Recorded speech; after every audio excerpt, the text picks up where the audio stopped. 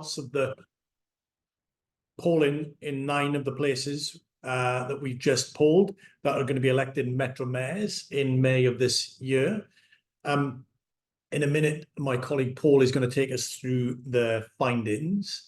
And then when he's done that, we'll open it up for a bit of a conversation between Paul and me, but also to get some comments from you and questions from you. So use the Q&A function at the bottom of the screen to put your comments, queries, or questions, and we'll do our best to answer them when we get there. So without further ado, Paul, over to you, and we'll get through the presentation. Paul. Lovely. Thank you very much, Andrew, and good afternoon, everybody.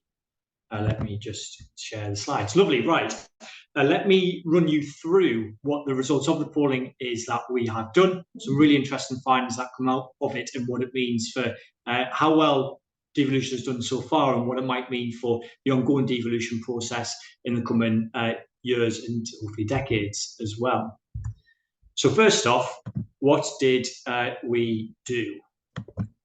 So we polled 3,455 people across 9 different areas, most people of voting age. And those areas were the people that we put the polls in May, with the exception of York and North Yorkshire. So we set that to one side because York is obviously a smaller city and focused on the bigger urban areas where people will be going to vote. And you can see there the range of the different areas that we polled and the sample sizes in each. And it was in the field from the end of February through to the middle of March. So good sample size, good representation across all of the different areas. Right, what did we find? These are the good bits. So first off is that, one of the reasons put forward by Centre for Cities and others about why devolution was so important and the mayoral model within that in particular was that mayors have much greater visibility. They'll be able to be leaders of their place, be able to talk to national government, be able to talk on a national stage much more easily than the local authority leader model that was very much the leading local government at the time and continues to do so in many different areas. So we asked people and said, well, can you name your mayor? And then to provide a bit of a benchmark, said, right, can you also name your local authority leader, which is a direct comparison, and then something for a bit of fun, just for interest, can you also name your local MP too, to give us that benchmark? And what you can see is across all of the areas that currently have a mayor, the mayor was much more recognisable, much more able to be name-checked by the respondents than local authority leaders across all those different areas. And even for MP, in most places, the mayor was much more easily named by the respondents than they were able to name their local MP. Leader there, perhaps no surprise, was in London, Sadiq Khan. 88% of people could write down his name and say that he was the mayor. Close behind was Andy Burnham at about 83%, so very high name recognition for those two individuals. But you can see there, Ben Houchin, also high recognition within the Tees Valley, and all mayors were polling above 40% in terms of name recognition. Now, to put that in some context, if you look at the local authority leaders there, the direct comparison, it was around about 20% of people could name their leader across all the different areas, and that was pretty consistent. So that's quite a large difference that we're getting. Local leaders or politicians are leading local government, mayors much more recognisable than those of the local authority leaders. And that's a good thing for devolution. We said that would be one of the benefits of it, and clearly that's something that has come to pass so far. Now, perhaps unsurprisingly, because I'm sure unlike everybody on this call, people in general just aren't as engaged with politics on a day-to-day basis as what we are, their ability to call out a particular policy that the mayors have done was much lower than the name recognition, and that wasn't much of a surprise. And you can see here that around 50% of people in London, actually was higher than we expected, could name a particular policy, but elsewhere tended to be much lower, which is represented by those very large blue bars, people not being able to name that policy. But I think what was quite interesting within that was how dominant transport was within the answers that people were able to give. So in London, ULEZ is a big one, it's transport plus environment, but across all the other areas we were getting the things like the £2 bus fare being name checked a lot, The B Network in Manchester being name checked a lot, and indeed franchising a number of other places where they've said they're going to do it. That was coming up pretty frequently too. And so transport is having that big impact. Is that policy that seems to cut through with the electorate over all the different policies that the mayors have put in place. And you see that the Tees Valley Airport was named as well, name checked quite a lot, relatively speaking, and Ben Houchin's taken over the control of the airport there. Now, this is really interesting when we looked then asked people about who do you vote for when it comes to the mayoral election and the general election. Do you vote for the candidate or do you vote for the party? And what this chart shows here is that people are much more likely in a mayoral election to vote for the candidate than they are to vote for the party compared to a general election. So in a general election, just a third of people would vote for the candidate, 2/3 going for the party. In a mayoral election, it's about 50-50. So half of people would go on the quality of the politician, as opposed to just the colour of the rosette that he or she is wearing. And you can see that in terms of the comparison. Quite like this chart, just because you can split that between the two. So that's political party. Obviously, the inverse, 66% of people in general going for the political party, whereas 34% for the candidate in the general election, the one on the left-hand side. Now, again, I think this is a real victory for devolution, really sort of strengthens the argument or underlines the argument for why devolution is important, because it's very much showing that place becomes more important than politics.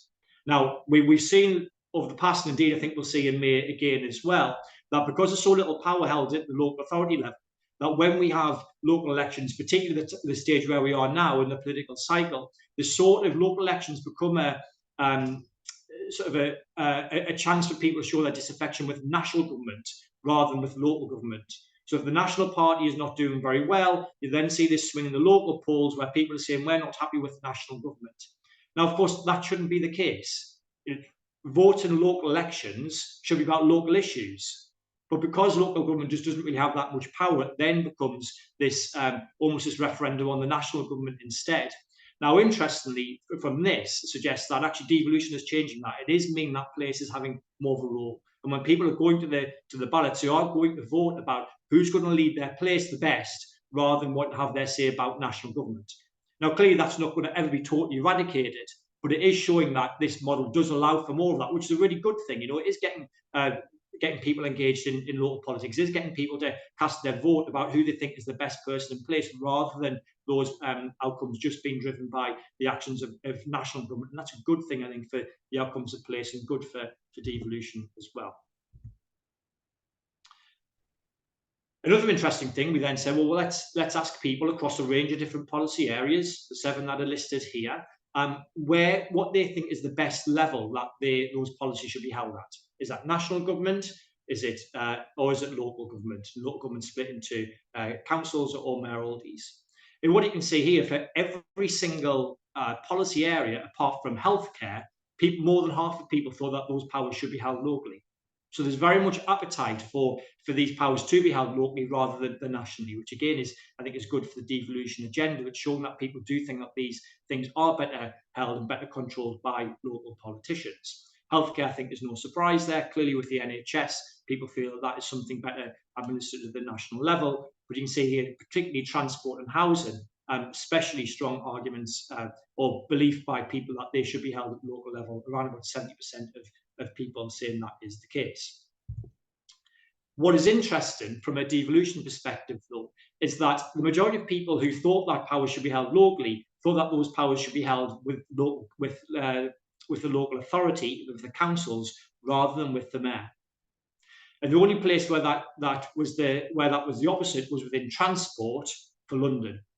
So of those 7 policy areas across all the different policy, across the 7 different policy areas, across all of the areas that have got a devolution deal in place, I've got a mayor in place and we're going to the polls in May. There was only one part of that where people said that the mayor was better placed to hold the powers rather than the local authorities, and that was transport in London. So that's what the 2 bars on the left-hand side show. The dark green bar is higher than the light green bar, and more people thought that the mayor should have control of transport, 40% compared to around 25% for the local authority holding it. Across the rest of all the areas, even just within transport, you can see that there was a much stronger belief that local authority should hold those powers. Now, this is quite an interesting one, I think, from a mayor's perspective and from the devolution perspective, because the door is definitely open there in terms of people wanting those powers held at the local level rather than the national level. What this tells us is that there's still an argument to be won from the mayors about why they should be the politicians that hold those powers rather than the local authorities. Now, in some instances, they won't be best placed to do that. Maybe homelessness should be held at the local authority level rather than the mayoral level. But there are things, particularly transport, we would argue quite keenly housing or at least spatial planning, where it makes much more sense for the mayor to have control of those powers rather than local authority, because the mayor covers the geography the economy covers. You know, having transport policy which is cut up across lots of different local authorities within a place, you know, wouldn't really make a great deal of sense. In the way that if we took TfL and said all of a sudden we're not going to that be the responsibility of the mayor anymore, but spread it across all of the boroughs within London, and have these artificial barriers, that wouldn't make sense. But clearly, from an electorate perspective, there's still work to be done in terms of convincing them about what is the right level to be held at, and that's something that the candidates in the next election, and indeed whoever wins that, will have work to do in terms of trying to show that that is the case. Now, almost got the surprise there because I forgot I'd done it this way around. Let's go back to the awareness of politicians point, which I showed you was the first chart in the presentation. Now, you'll have noticed there as I've been talking through this, I haven't really sort of said there were 9 areas we're looking at. I've only really focused on 7, and I haven't touched on the 2 which will be going to the polls for the first time. That's the East Midlands Combined Authority area, so Derbyshire and Nottinghamshire, and the North East, which is from the top of Northumberland down to the bottom of County Durham. There was a mayoralty in place in North of Tyne, but it's been expanded, so there's going to be a mayor there for the first time. In those places, instead of saying, can you name your mayor, we ask the question, can you name the candidate or any of the candidates that are going forward for the election? And there's some quite stark results here. So we pop them on the chart there. You can see there that the awareness of those candidates was way lower than the existing mayors. So in East Midlands, it was about 10%. In the North East, about 4% of people could name candidates. A really, really small number could name them. And you can see that that was well behind the ability of people to name their MPs and to name their local authority leader, which actually was pretty consistent with all the other areas. There's a real sort of challenge here about sort of people engaging with the process in these places, where we're going to create these new mayors with new institutions with not inconsiderable powers. We would like more, but they've got some powers in place. The North East has just been awarded some new ones, and yet people aren't really aware of the process. When we looked at this in a different way and asked people if they weren't, are you going to vote? Which is what the lilac colour at the top is. And if you aren't going to vote, why are you not going to vote? And you can see that particularly for the North East and East Midlands, and interesting Liverpool as well. Quite low shares, relatively speaking, said that they were going to vote. I think even fewer people will vote in reality. People say in principle they'll vote, but in practice do they? But we can see that even now, low shares of people said they were going to vote in these new mayoral areas. But then we look at the reasons why they weren't going to vote. Lack of local information or lack of information was the key reason.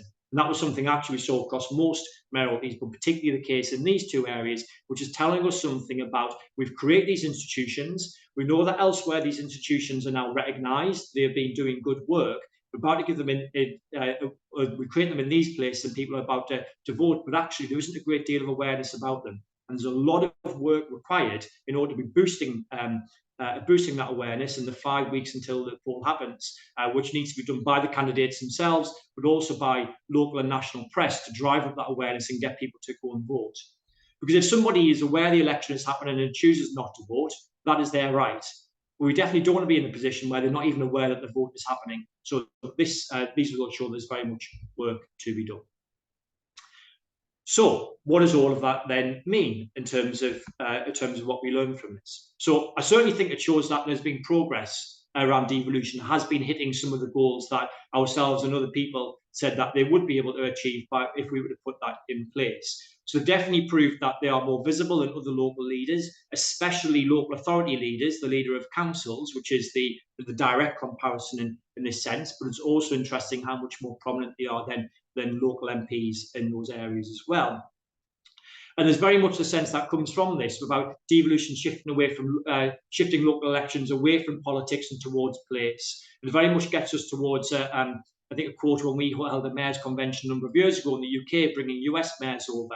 And one of the US mayors says there were three parties in the US. There's the Democrats, the Republicans, and there's the mayors. And suggests that, the polling from here is that maybe we're starting to go in that direction in the UK as well, which would be a great thing from a place-based politics perspective. But there's work to be done as well. So people do want policy to be local, but there is a job for mayors to show that means them rather than the local authorities, where it's sensible for that to be the case, which it won't be for all policy areas, but it definitely will be for some. And there's a lack of awareness in the new mayoralties as well. That's going to be a big factor, that we don't want to have low turnout rates in these places. We do want people to be elected on a reasonably sized mandate, to give them that mandate to go and do things. And it's important that we are trying to push about awareness and getting people out to vote however they see fit within the elections in those two places. So at that point, I shall hand back over to you, Andrew. Brilliant.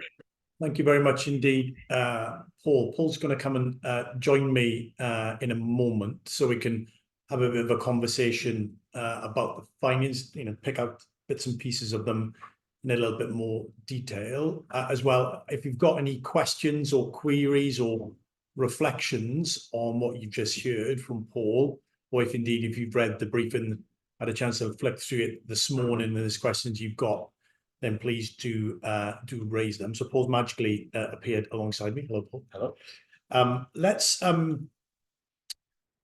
Let's go back really and just get your thoughts on. So when we looked across the findings, there's both a story about variation, so difference between places on certain questions or certain issues, but there's also a kind of question about consistency. So just say a little bit about, when you've looked across all the questions that we've looked at, the issues, how do you think about that kind of big picture variation versus big picture consistency? Yeah. So I think the first thing when we were sort of noticing this as the results were coming in was that there was a great deal of consistency across the different areas in terms of the number of questions that we're asking. So it wasn't as if you were getting one type of finding in one place and a totally radically different finding in another area, which was deeply reassuring. But actually, there's no reason why you wouldn't necessarily see that, see some of that variation as well. So to pick out some of the areas where that happened. So people who could name their local authority leader, pretty much 20% across the board. Bit of variation in between, but you're talking about very small. MPs was around about 43%. Probably slightly more variation around that, but it was a pretty tight bind in terms of what we're seeing across the 9 different areas. Whether people would vote for candidate or politician candidate or political party in the mayoral and general elections, again, pretty consistent throughout. So I only showed the chart for the average across all the different areas because the breakdown of that just didn't really show any variation. People are more likely to vote for the candidate in the mayoral election.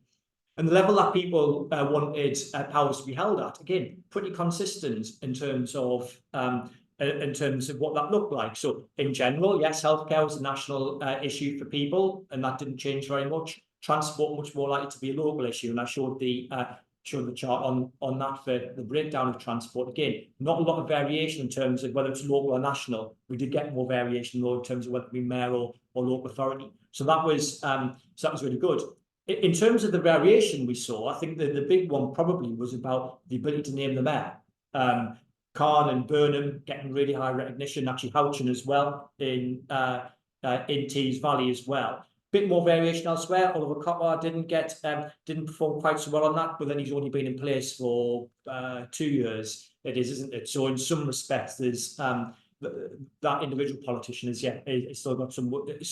hasn't done time served in that respect to get that. So that was quite interesting. Yeah, and say a little bit about Liverpool in that, because it was a kind of interesting when we were the free form questions. We were asking people to name their mayor, so they had to put in an answer rather than not. And there's something interesting about what's going on in Liverpool, which partly reflects the recent political past. So say something about that. Yeah, so this had come up in the past when we've done this sort of stuff too. And because the political geography has been a little bit more complicated, I think, in Liverpool in the past, it has definitely led to some confusion. So we've had a local authority mayor in Liverpool until very recently. First one was called Joe Anderson, the second one was called Joanne Anderson, which adds even more confusion.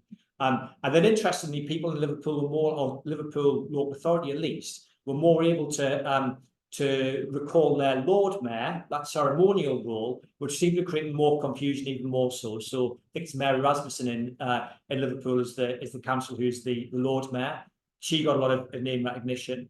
The former local authority mayors, Joe and Joanne Anderson, got some name checking as well as Steve Rotherham. So I think there's an element there of there's still some clarity required about actually who is doing what within Liverpool City region in particular. And the introduction and then abolition of the local authority mayor probably has confused people's minds rather than clarified them. So there's work to be done in terms of an awareness perspective to try and clear some of that up. Great. We'll come back to awareness questions because the questions are starting to come in. So I'll turn to them in a second.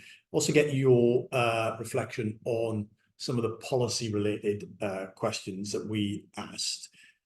So you said that awareness of actual policies was relatively low compared to not having much knowledge, but where there was something specific in transport. So transport was the bit that was most known, but also within that, very specific policies around ULEZ in London and then airport in Tees Valley, which seemed to have, to the extent that anything did, had cut through with the public. So just say a little bit more around that kind of question, policy cut through and such. Yeah, so definitely interesting that transport does have that cut through. I mean, you could argue that the mayors have put more into the transport element than other things, but also they are better placed to talk about transport and try and do things around transport rather than other areas as well. But I think the particular components of that, I think, are especially fascinating. So ULEZ became not just a London issue, but a national issue. There was a by-election that was basically run on ULEZ. And I mean, when I was back home in Sunderland, I had people asking me, are you affected by the ULEZ now? So I already was before it got extended, but it was interesting that, what was very much a local issue then had been captivated by the national policy conversation, and that then came through in terms of the polling. So it was about a third of people who were in the London poll could name ULEZ as an issue, positive and negative. Sometimes people said something benign like ULEZ. Sometimes people said some things that were a little less kind about it. But it shows that actually there was that cut through coming through for the policy. And with the airport issue within Tees Valley, I mean, that was quite interesting. Quite controversial, I think, or unusual at least, for a Conservative mayor to take control of the airport. It's definitely something that seems to have captured the imagination. Whether it's a good policy or not, that's to be debated, but it did have that cut through at least. And it's quite interesting, I think, the game potential that mayors might need to play around having that eye-catching policy to sort of get them open and get the institution established. And it definitely was coming through in the polling that these things were able to be named. Yeah, and another area on policy, which I think is interesting, when we asked about crime was sort of there or thereabouts in terms of at least an appetite for the local level to have more responsibility around crime. And we know obviously with some of the mayors are already the police and crime commissioners. Some will be as a result of the election in South Yorks particularly. And there's been an ongoing debate, for example, in the West Mids about whether the PCC role should be rolled into the mayoral role, which now doesn't seem to happen because of the way that the system or the way that the consultation was undertaken. So there's kind of interesting dynamics around that, I think, as well. Yeah, definitely. And it's that's why the poll has been so interesting to do, is to get people's feelings for this. And what does it mean? How do people feel about these issues in these different areas, and how does that then map onto the conversations that have been had around the police and crime commissioners, for example, or further rounds of devolution and what we should be giving mayors control of and what we shouldn't. It gives an interesting baseline, I think, to inform some of those discussions. Yeah, okay, so let's turn to some of the questions that are coming in. So there's one question which is around the awareness issue. So there is low awareness of the candidates in new mayoralties. You showed that quite markedly lower. Would we expect this to increase to similar levels after the first term? Do we know if awareness was higher pre-election in current mayoralty? So there's a question which we've actually debated in the office, which is actually, do we see more awareness amongst mayors that have been in post for longer, or the position has been in existence for longer? And we've done polling back in the day, although it's not directly transferable, but we asked some questions about that. So just your thoughts on that, Paul? Yeah, so it definitely seems that the passage of time helps with these things. That's not surprising. If something actually comes into place and starts to do things and deliver things, then it'll start to catch people's attention more. So I think there'll be a natural increase in awareness in the East Midlands and North East as the eventual winner is put into place and hopefully starts to have that visibility and that impact. We'll start to see the awareness go up, and that is the benefit of the devolution model. And I certainly think that pre-2017-ish, or the different times when the mayors were, before the mayoralties were established, awareness would have been lower.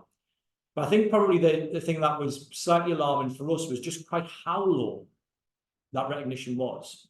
We were talking about positions that will have a degree of power. We still think they should have loads more power than what they actually do. But in terms of the powers that they will have, it's pretty large. It's quite a change in terms of how local governance is going to be organised in these areas. And if we are going to have very low turnout this time round, I don't think that is a fantastic place to be in. Again, if people know about it and decide not to vote, that is their prerogative. But if they don't know about it and don't vote, that is something that we don't really want to be in a position to change. And while I think awareness probably will grow in the coming years, we also know that there's something we can do about that now.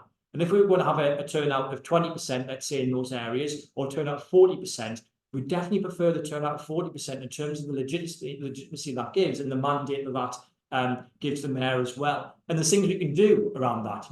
This time around, we've got the data to show that awareness is low. We have a local media in place, perhaps weaker than maybe what we would like. We have a local media in place. We have a number of candidates who are out there in hustings, etc. now. It's incumbent on both of them to try to raise the awareness of the institution so that we are getting as many people out to vote as possible. And the eventual winner then does have the backing of as many people as possible to give that mandate. Yeah, and I think the awareness issue, I think, is probably related to the way that the mayor themselves, whoever they are, has then interpreted the role as they've been given it, and the extent to which they see that role as being not only doing stuff for the region or for the place in the place, but also being a representative of the place at the broader scale. And you can see that quite obviously with some mayors have essentially played quite a proactive champion, almost national spokesperson role, and they've really grasped that as an idea. Exactly, yeah. And if you look at how Andy Burnham has conducted himself, some of that will be about the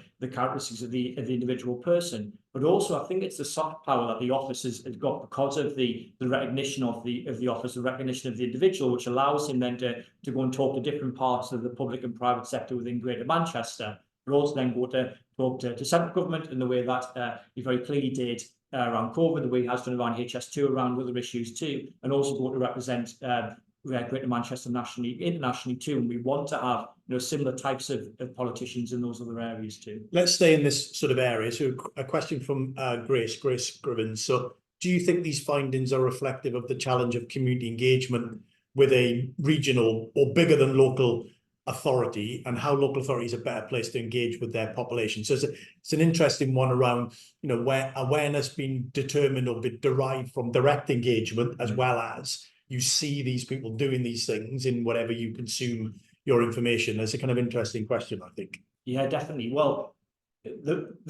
the questions that we asked and the results we got from it would suggest that isn't the case. If you look at across all the mayoral areas where the mayors are in place, much higher recognition of the mayor than the local authority leader. So in that respect, actually, it looks like the mayor being able to play that role as a representative place of the wider city region area, being able to do that within the area that they're directly elected to, but also to national government and to national audiences, I think shows that they do have that great level of engagement. The issue then there is about where you get the variation between what is it about the mayors that have particularly high recognition, what are they doing differently to those ones that maybe have slightly less recognition, and what does that then mean for whoever continues to be the mayor in those places and after May the 2nd. Yeah, And I think also there's an interesting question. We have several questions on the role of local media or non-national media, which is, and that's an ongoing bigger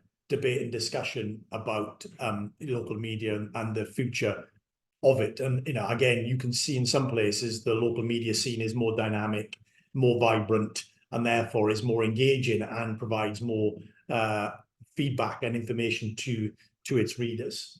Yeah, well, I think there's two elements to that, isn't there? Because there's the interest that national media has got in this, and it feels like, particularly with local authority elections, national media won't really get involved with this if it tells them something about the gossip about Westminster politics.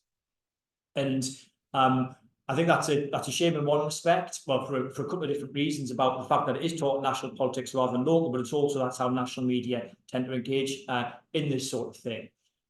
What maybe is slightly disappointing for them, for those national journalists, is that if people are much more likely to vote for their candidate in the mayoral election, it probably means the mayoral elections aren't going to really tell us that much about what we expect to see in the general election, and there aren't that bellwether in the way that maybe the local authority elections will be, which maybe will make the national press less engaged. But really, that shouldn't be the case. We are talking about politicians that hold a lot of power.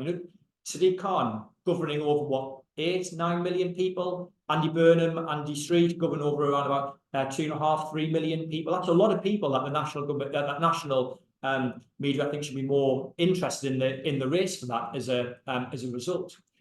Then, if you look at local government, I really hope that that the creation of metro mayors and the power that they have increases the desire for stronger local media and stronger local scrutiny. Now, we have got strong local press in some areas. Manchester Evening News, very much the case. Yorkshire Post, very much the case as well. But then you get variation across other areas in terms of how strong that local voice is. And I really hope that the existing local press do engage more in the process, particularly in those areas where awareness is low, to try and drive up that awareness. But also the creation of more powerful local leaders, that power being held at the local level rather than national level, creates more demand for local news, creates more demand for local scrutiny, which then strengthens the local press through that way. And it actually feels to me that the direction of travel is that way, that you've got to sort of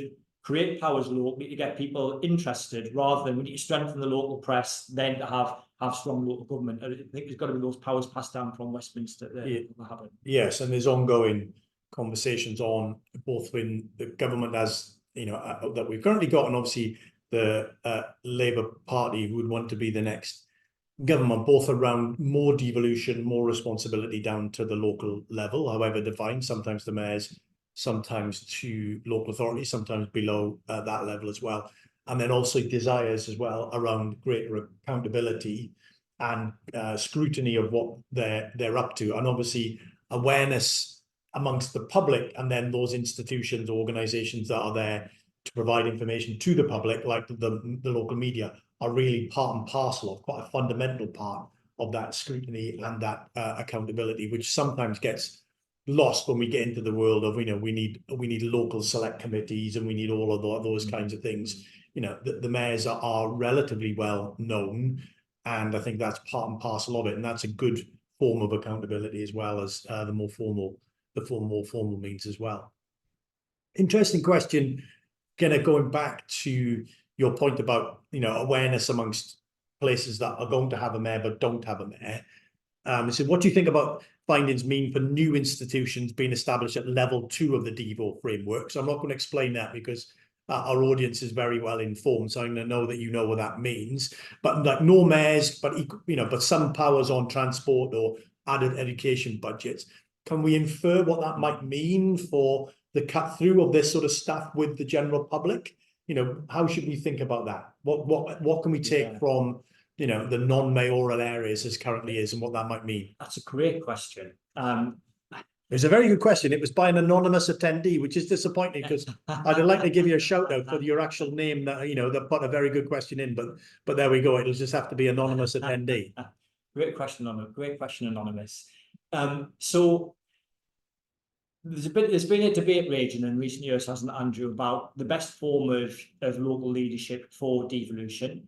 I think within cities generally, or regions generally, there's been an acceptance that the metro mayoral model is the way forward.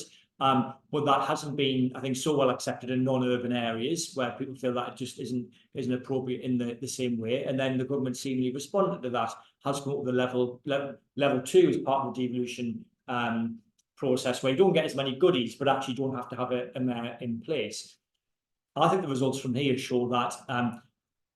Well, the reason why we think we should have a mayor is because it does create that one visible person who's directly elected by the whole area. It's not a leader who's elected by just one ward within one local authority. He or she is elected in principle by everybody across the whole area. That is a good thing, but then it creates that visibility as a result.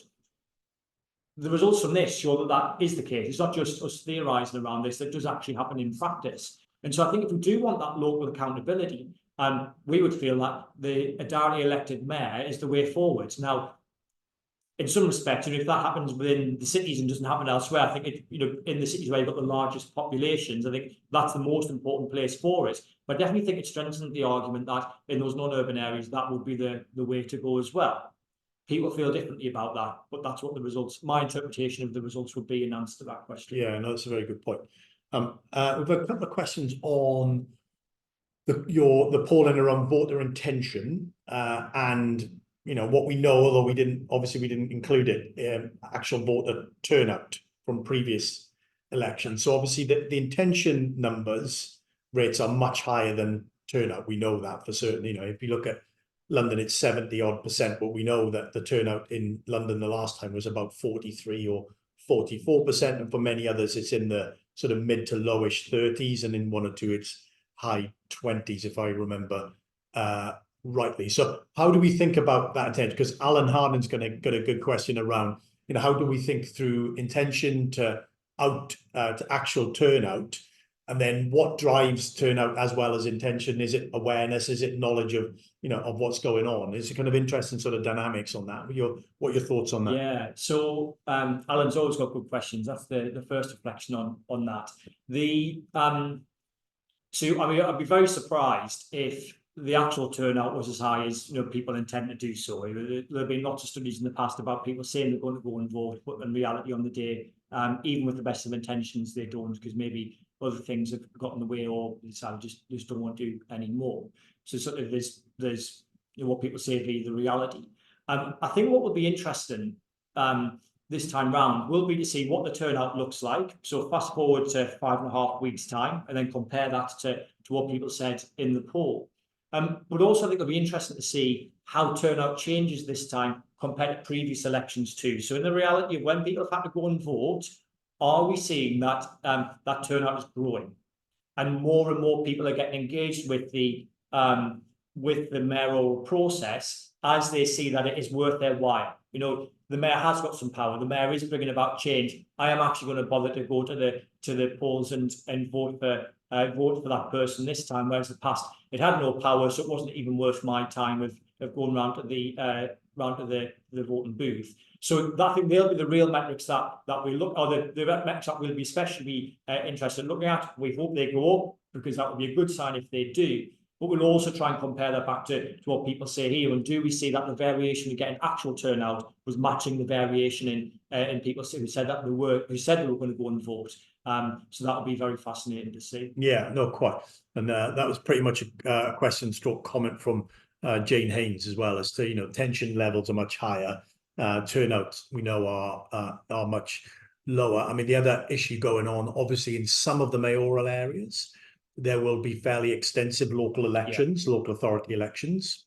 In a few places, there are very limited local authority elections as well. So again, that turnout question is not only directly related to the mayoral situation, it's the degree to which there are other elections. And obviously there have been times in the past where it's also coincided with or getting close to kind of general election questions as well, which I think also adds more into how we kind of plot all of that sort of stuff out. I think definitely agreed. There's an interesting question which we didn't really explore, but it's a sort of broader question about the extent to which over time the mayors, as they become more numerous, begin to act in concert and begin to organize themselves at a sort of mayoral group level. You referenced the feedback or the comment from the US mayor when he was with us, which you get the Democrats, you get the Republicans, and then you get the mayors. And obviously in the US and in other countries where mayors are more frequent, there are more of them, more common, they do work together, they do have associations, they do have networks that are more formal. I think there's an interesting question about whether the mayoral system gets a bit of traction and a bit of profile and a bit of awareness raising just because they begin to organize themselves and function at that level. I don't know. I mean, it's an interesting one. I don't know what your thoughts are on that, Paul. Yeah, well, I think even in the last week or so, when we've seen a lot of discussion around Andy Burnham and Andy Street working together around their revised proposal for HS2, I think are very interesting. Two mayors of different parties, same name, different parties. Turns out if you call Andy, it helps for to be Metro Mayor. Working together on this issue, particularly so close to an election as well, I think shows the how people are going out, or the mayors are going out to try and make the best for their place rather than just going to play politics. Now, that clearly is a much more mature way of going about doing things than the Westminster way of doing things. Perhaps as economists, we would extol the virtues of that as well. I'm sure political philosophers and scientists would probably say something slightly different, but clearly we think that's a good thing from a policy perspective.